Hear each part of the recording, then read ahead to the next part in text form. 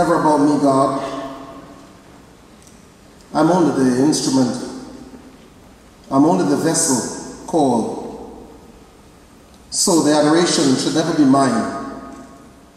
The praise never, ever mine. The popularity never, ever mine, but all yours. Mine only is the privilege and the honor. Yours is the majesty and the glory. Yours is the kingdom. So therefore, may the words of my mouth and the meditation of all our hearts be acceptable in thy sight, O Lord, our strength and our Redeemer. Amen. You may be seated.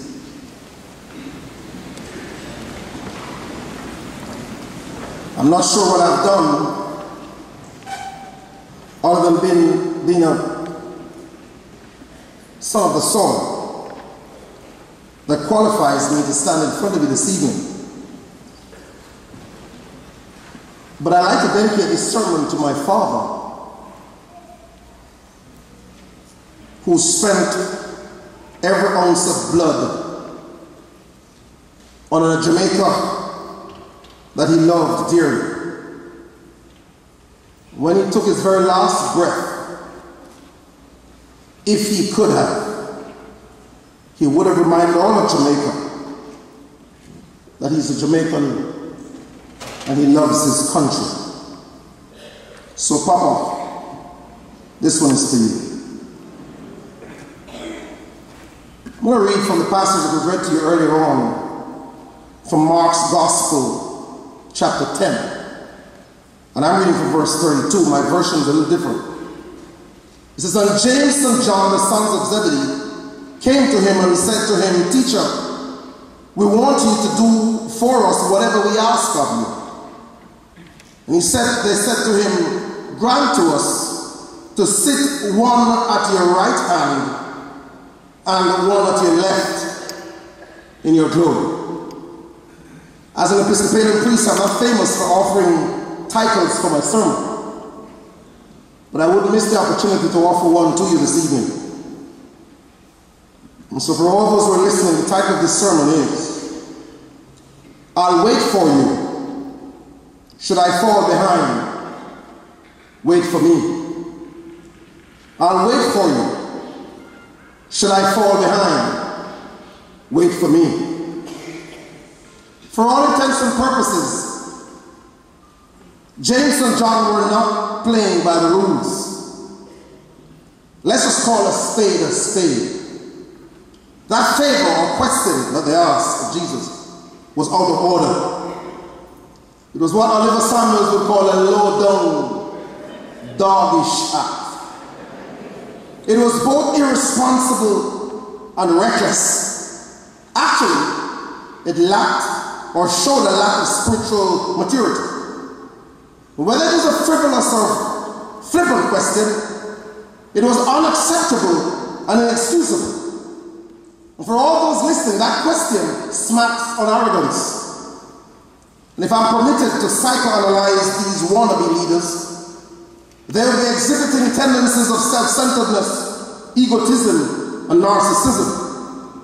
The question or the favor that they asked of Jesus was not only self-serving, but it was self-seeking. And if they had been listening to Jesus clearly, there was absolutely no place in his ministry for that kind of question.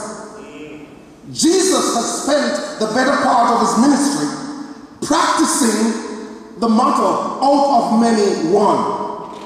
Sounds familiar?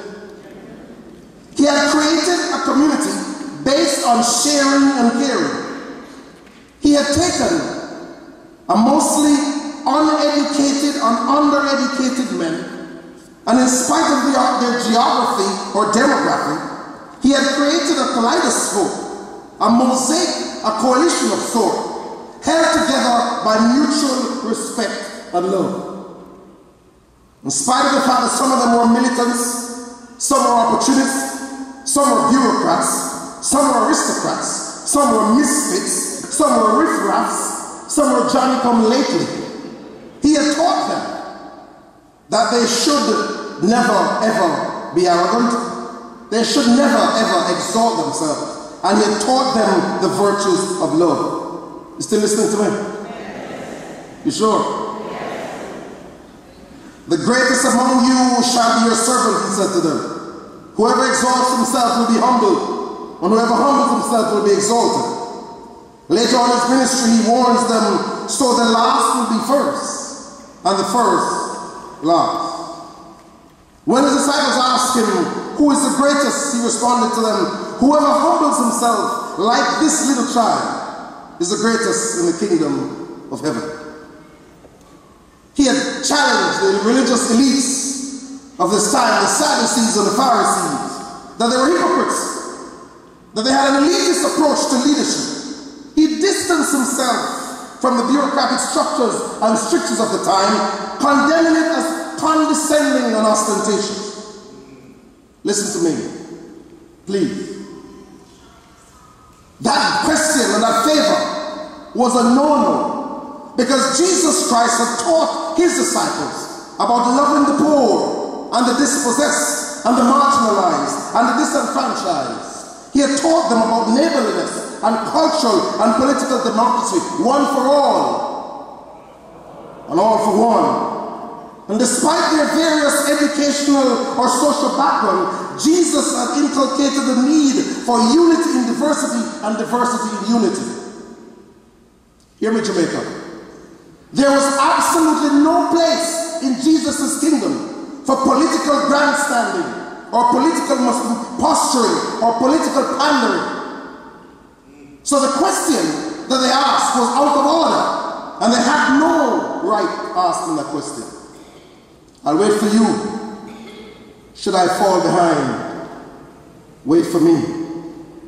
What makes the question even more perplexing and baffling and bewildering is that James and John seem to have misunderstood and were misinformed. They saw comrades as competitors. They saw allies as foes. They didn't get the memo that we're all on the same page.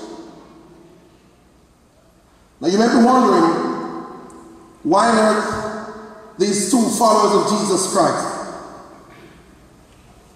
who had spent so much time with him, listening to him, would ask such a question? What on earth would possess them to become so self-absorbed and so self-centered? For those of you old enough to remember, Flip Wilson used to play a character. For those of you who are old enough to remember, called Geraldine. And Geraldine would be getting herself in all sorts of trouble. And every time she did, she would say, the devil made me do it. She never accepted responsibility for her behavior. So it could be that James and John were saying, it was not our idea, it was someone else's idea. If you remember when God confronted Adam in the garden, when Adam confronted Adam and asked him, why did he eat the apple, he said, it wasn't me, it's the woman. When God walked over to the woman said, it wasn't me, it's the serpent.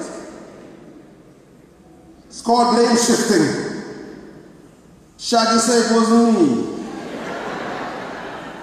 It wasn't my idea.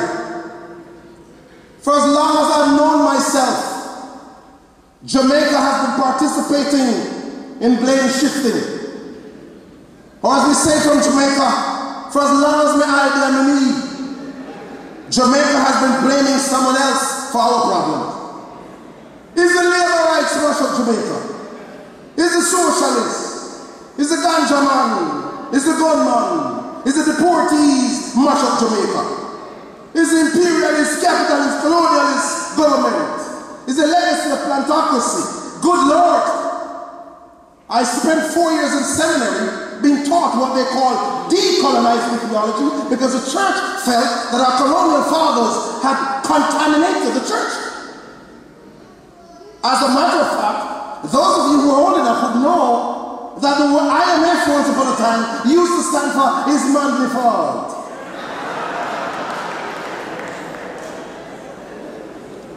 Jamaica has perfected the art of blame shifting. Is those socially maladjusted, attention deficit, oppositional defiance kid from Trenchtown? And then mash up Jamaica. When does the buck stop? And with whom does the buck stop? I stand here on the 52nd anniversary of our independence to remind Jamaica that blame shifting or name calling after 52 years of independence does not solve our problem. Nor does it show political and cultural maturity to the rest of the world. When does Jamaica accept that we are our worst enemy, but we are also our greatest resource? Hello?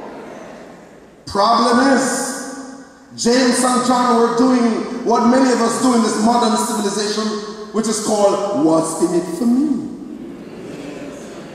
I grew up here in Jamaica. What's in it for me? That mentality, might I remind you, Jamaica, has been pervasive in our civilization for too long, and it has no place in nation building. My father used to love hard-dough bread. And every Saturday my father brought home a loaf of hard-dough bread and placed it on a little dining table we had there. It didn't matter who cut the bread first, but it mattered how big your slice was. My mother used to make a distinction between cutting a hunk of the bread or a slice of the bread. A hunk of the bread reduces the amount that's available for the rest of the family. A slice of the bread teaches you what my mother used to call conscience.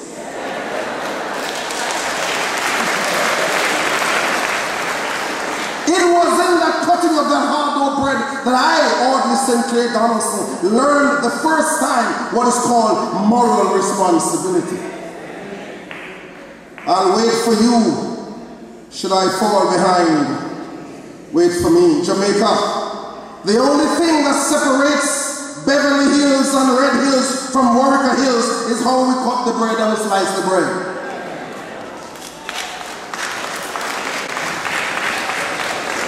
James and John wanted Jesus Christ to big them up, or as we say in Jamaica, hype them up, to give them a bigger slice of the bread at the expense of their brothers and sisters.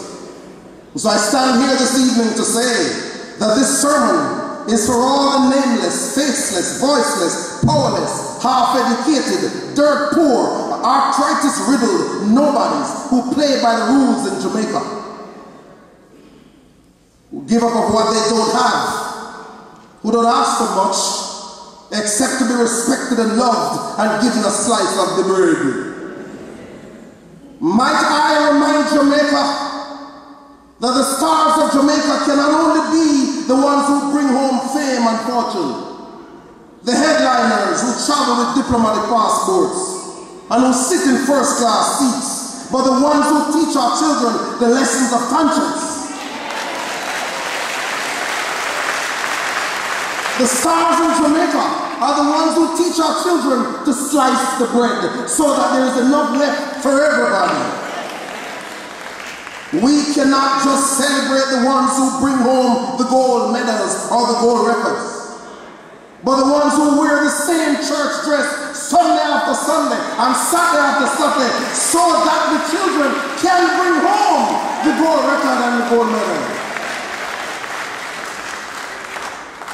Jamaica, your stars, your heroes, are the ones who drink bush medicine to avoid paying doctor bills, or use chewing stick because dental care would cost too much so that the picnic can get a good education.